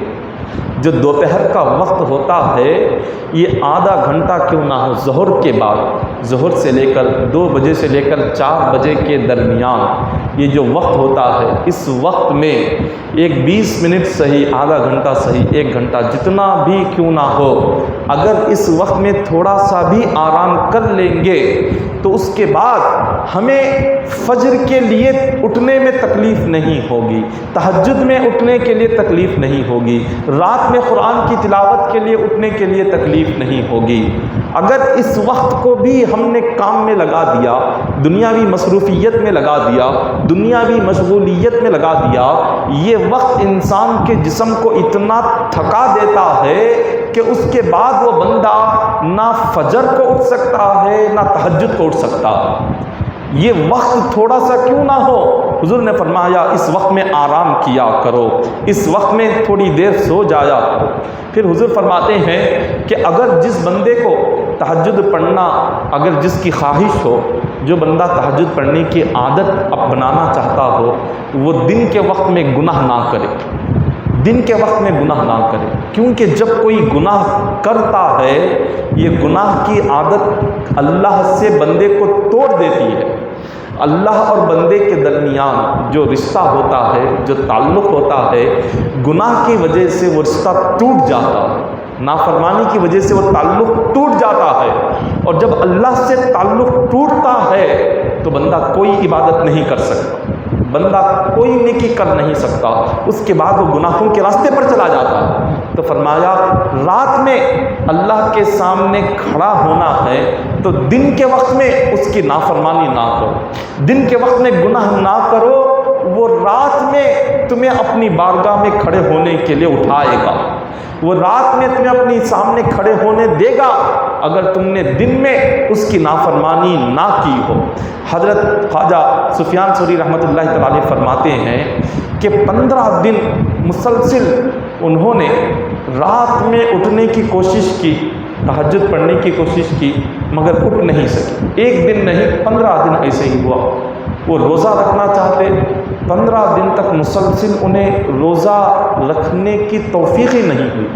کوئی نہ کوئی ایسے معاملات آ جاتے کہ روزہ بھی چھوٹ جاتا اور رات کی عبادت اور نماز بھی چھوٹ جاتی۔ اب وہ پریشان ہوئے اور سوچنے لگ گئے کہ آخر کیا بات ہو گئی، کیوں ایسا ہوا؟ کبھی تو ایسا نہیں ہوتا تھا، ہمیشہ ساری رات عبادت کرتے تھے، ہر دن روزہ رکھتے تھے۔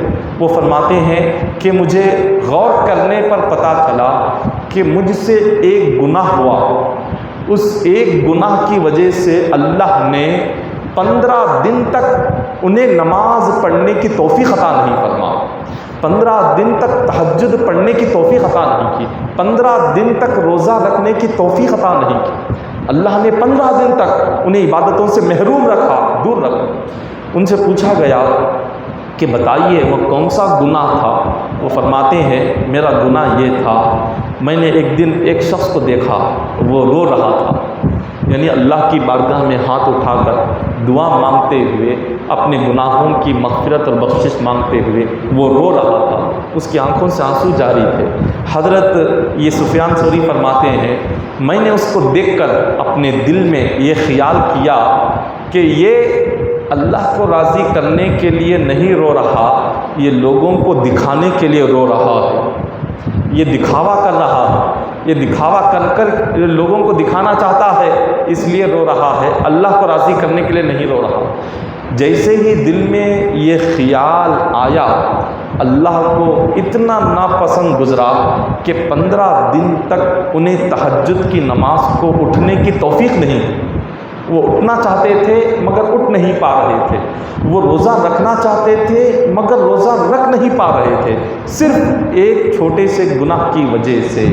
آپ غور کریں، ہم صبح سے شام تک کتنے گناہ کرتے ہیں، اتنے گناہ کرنے کے بعد کیا اللہ ہمیں نماز پڑھنے کی توفیق عطا کرے گا؟ کیا اللہ ہمیں تہجد ادا کرنے کی توفیق عطا کرے گا؟ کیا اللہ ہمیں روزہ رکھنے کی توفیق عطا فرمائے گا؟ انسان بندے مومن سے کیوں عبادت چھوٹتی ہے، کیوں نماز چھوٹتی ہے، اس سے کیوں روزہ چھوٹتا ہے، اس سے کیوں تراویح چھوٹتی ہے، اس سے کیوں تہجد چھوٹتی ہے؟ ایک ہی وجہ ہے، اس کی وجہ یہ ہے کہ اس بندے نے جب اپنا دن کا وقت گناہوں میں جب وہ لگاتا ہے، اللہ اس سے عبادت کرنے کی توفیق چھین لیتا ہے، اللہ اس سے نماز اور روزہ رکھنے کی توفیق چھین لیتا ہے، اللہ اس کو اپنی بارگاہ میں آنے نہیں دیتا۔ کیوں آنے نہیں دیتا؟ کیونکہ اس نے اللہ کی نافرمانی کر کے اللہ سے اپنا رشتہ توڑ لیا ہے۔ اگر ہم اللہ کی نافرمانی نہ کریں تو اس سے رشتہ جوڑے رہے گا، جب اللہ سے رشتہ جڑا ہوا رہے گا وہ رب خود بخود اپنی بارگاہ میں بلائے گا، اپنے در پر ہمیں بلائے گا۔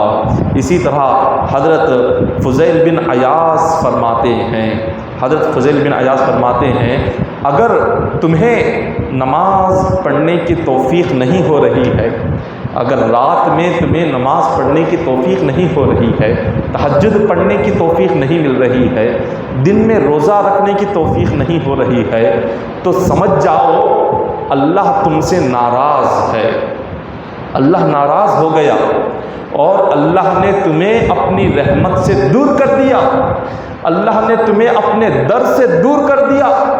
کیونکہ اگر اللہ تم سے راضی ہوتا تو تمہیں اپنے در پر بلا کر تم سے سجدہ کرواتا، اگر اللہ تم سے راضی ہوتا تو تمہیں اپنے در پر بلا کر رکوع کرواتا، اگر اللہ تم سے راضی ہوتا تو اللہ تم سے روزہ رکھواتا۔ اللہ تم سے ناراض ہے، اسی لیے اس نے تمہیں اپنے در سے دور رکھا، اپنے گھر سے دور رکھا، سجدے سے دور رکھا، قیام اور رکوع سے دور رکھا، تمہیں روزے سے دور رکھا۔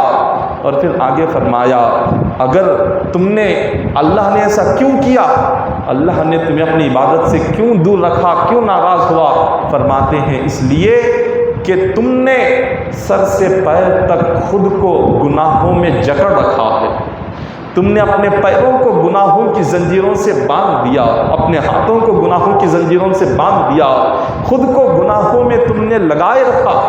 تم خود کو گناہوں میں لگا کر رکھنے کی وجہ سے اللہ تم سے اتنا ناراض ہو گیا، اس نے اپنے گھر سے تمہیں دور کر دیا، اس نے اپنے در سے تمہیں دور کر دیا، اس نے اپنی عبادت سے تمہیں دور کر دیا۔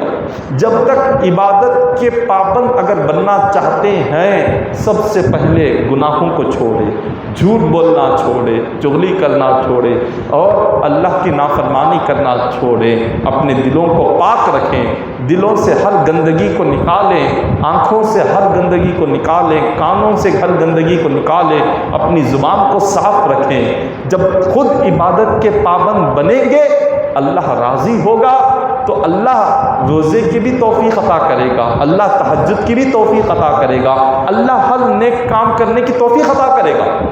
اللہ جب تک توفیق نہیں دیتا، بندہ کچھ نہیں کر سکتا۔ اللہ جب تک توفیق نہ دے، دل میں خیال نہ ڈالے، تو بندہ کوئی عبادت نہیں کر سکتا۔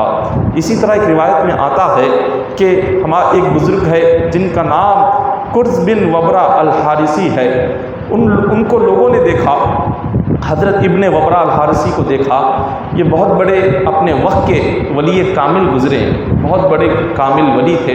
لوگوں نے دیکھا یہ ایک دن بہت زیادہ رو رہے تھے، پوچھا آپ اتنا کیوں رو رہے ہو؟ تو وہ لوگوں نے پوچھا کیا گھر میں کسی کا انتقال ہو گیا؟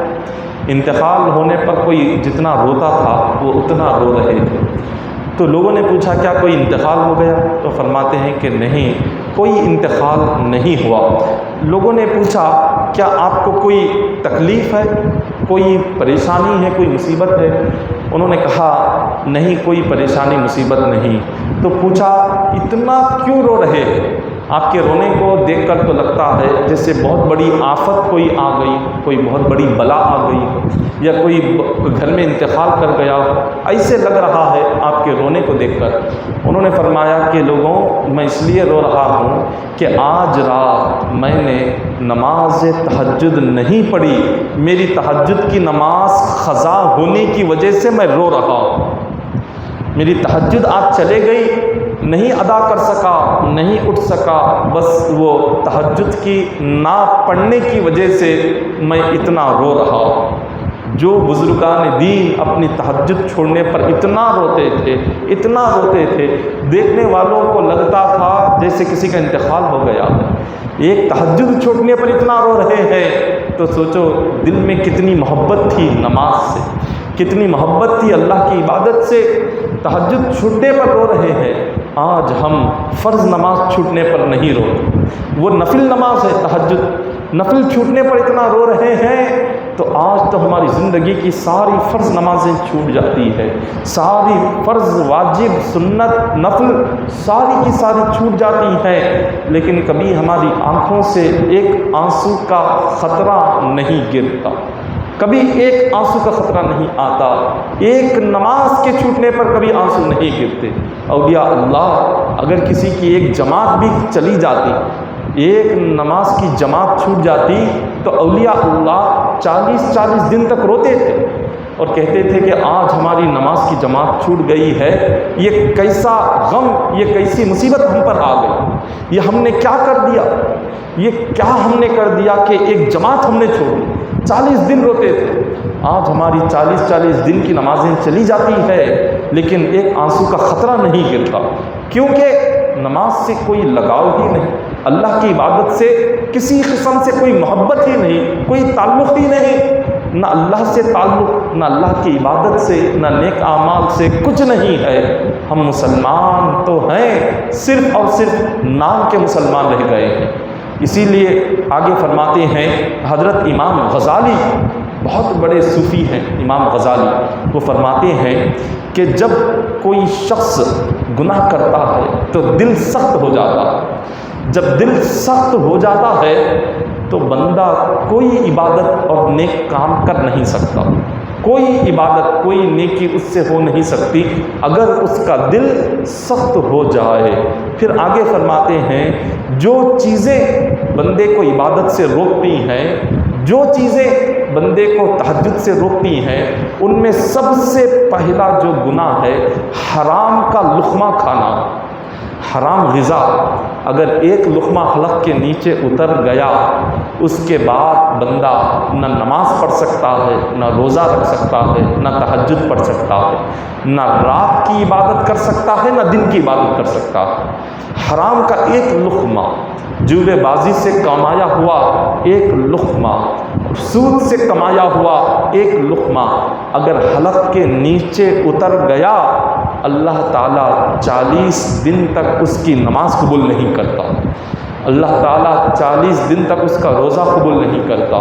سود اور حرام سے کمائی ہوئی ایک لقمے کو اگر حلق کے نیچے کسی نے اتار دیا تو سمجھ جاؤ اس کے لیے اللہ تعالیٰ 1 سال تک رات میں عبادت کرنے سے اللہ اسے محروم رکھ دیتا۔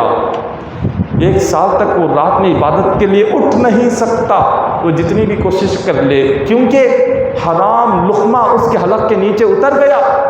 اللہ تعالیٰ 1 سال تک اسے تہجد پڑھنے کی توفیق عطا نہیں کرتا۔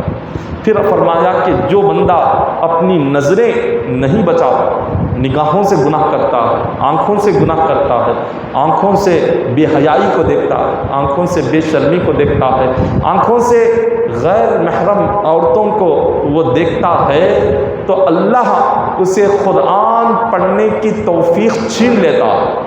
اللہ قرآن پڑھنے نہیں دیتا، قرآن پڑھنے سے اللہ اسے دور کر دیتا ہے، کیونکہ اس نے اپنی نگاہوں سے جو بے حیائی کو دیکھا تھا، خدا نہیں چاہتا ان گندی نظروں سے وہ قرآن کو دیکھے۔ اللہ کلام کو دیکھنے کی توفیق چھین لیتا ہو۔ اپنی نظروں کو پاک رکھو، اپنی نظروں کو صاف رکھو، بے حیائی سے بے شرمی سے اپنی نگاہوں کو بچاؤ، اللہ قرآن پڑھنے کی توفیق عطا فرمائے گا۔ اور اپنے آپ کو حلال غذا کھلاؤ، اپنے پیٹ کو حلال غذا کھلاؤ، اللہ تعالیٰ تہجد پڑھنے کی توفیق عطا فرمائے گا۔ یہ نماز تہجد کے متعلق چند جو اہم باتیں تھیں، آگے اور کئی ساری باتیں ہیں، انشاءاللہ اس کا جو ذکر ہے ہم دوسری تاخرات میں یہی عبادت کا ذکر کریں گے۔ اب جو تاخرات ہے، جمعہ کا دن گزرنے کے بعد جو رات آتی ہے، دوسری تاخرات ہے، اس تاخرات میں ہم انشاءاللہ اسی سلسلے گفتگو کو آگے بڑھائیں۔ حضور کی رات کی عبادت کیا تھی؟ حضور رات میں کیسی عبادت کرتے تھے؟ صحابہ کیسی عبادت کرتے تھے؟ اللہ والے بزرگان دین اولیاء کیا عبادت کرتے تھے؟ رات میں وہ کیسے جاگتے تھے؟ ان کے متعلق انشاءاللہ آئندہ تاخرات میں بیان کیا جائے گا۔ تو لہٰذا آپ ان تمام تاخراتوں میں پابندی کے ساتھ شامل رہیں، اور تاخراتوں کے بعد، تقریر کے بعد انشاءاللہ اب شبینہ شروع ہوگا۔ تھوڑی ہی دیر میں اب ایک سمجھیے کہ 10-15 منٹ کے بعد ہم شبینہ شروع کریں گے۔ آج 10 پارے سنائے جائیں گے، 10 پارے، پہلے پارے سے لے کر 10 پارے تک انشاءاللہ آج تہجد کی نماز میں ہم پڑھیں گے۔ تو تہجد کی نماز کی فضیلت آپ نے ابھی ابھی سنی ہے، بہت بڑی نماز ہے تہجد کی نماز، بہت پیاری نماز ہے۔ جس بندے کو تہجد پڑھنے کی توفیق اللہ دے دے تو سمجھ جاؤ اللہ نے اس کو دنیا آخرت کی ساری نعمتیں عطا فرمائیں، اس کو سارے خزانے مل گئے اللہ کے۔ تہجد میں اللہ نے اپنی رحمتوں کے خزانے چھپا کر رکھے۔ تو جو بندہ اس تہجد کی پابندی کر لے گا، خدا کی رحمت برکت کے سارے خزانے اسے مل جائیں گے۔ تو لہٰذا ہم یہ تاخراتوں میں، پہلی 3 تاخراتوں میں ایک قرآن ختم کریں گے۔ آج 10 پارے پڑھے جائیں گے، دوسری رات میں 10 پارے پڑھیں گے تو 20 پارے ہوں گے، تیسری تاخرات میں 10 پارے پڑھ کر ایک قرآن پاک مکمل کیا جائے گا۔ تو اب ایک تھوڑی دیر میں انشاءاللہ تہجد کی نماز قائم ہوگی، آپ تمام اس میں شرکت فرمائیں، اور 10 پارے ہونے کے بعد دعا بھی کی جائے۔ سب سے اہم دعا ہوتی ہے، حضور نے فرمایا کہ ماہ رمضان تمہارے دعاؤں کے قبول ہونے کا مہینہ ہے، جتنی دعائیں مانگ سکتے ہو اس ماہ رمضان میں مانگو، اللہ تمہاری ہر جائز دعا کو قبول فرمائیں گے۔ تو یہ ماہ رمضان دعا کے قبول ہونے کا مہینہ، اور دعا کے قبول ہونے کا سب سے بہترین وقت ہے تہجد کے بعد جو آخری رات کا حصہ ہے، اس وقت میں جو دعا مانگی جاتی ہے اللہ نے وعدہ کیا ہے اس دعا کو ضرور قبول فرماؤں گا۔ تو ہم پہلے تہجد پڑھیں گے، تہجد میں 10 پارے پڑھنے کے بعد ہم ساری امت کے لیے دعا مانگیں گے، اور یہ دعا کیا ہے؟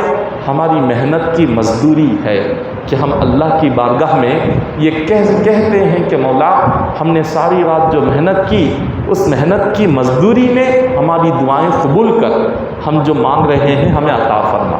تو پہلے محنت کرنا ہے، پھر بعد میں دعا کر کے اللہ سے مزدوری مانگنا ہے۔ تو اب تھوڑی دیر میں آپ وضو کر کے وضو سے فارغ ہو جائیں، اور ہم نماز تہجد کی جماعت کچھ ہی وقت میں تھوڑی دیر میں ہم قائم کریں گے۔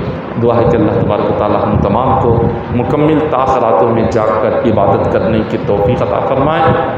اللہ تعالی ہماری محنتوں کو قبول فرمائے، ہماری کوششوں کو قبول فرمائے۔ اللہ تعالی ہمیں اس کی عبادت کے لیے صحت عطا فرمائے۔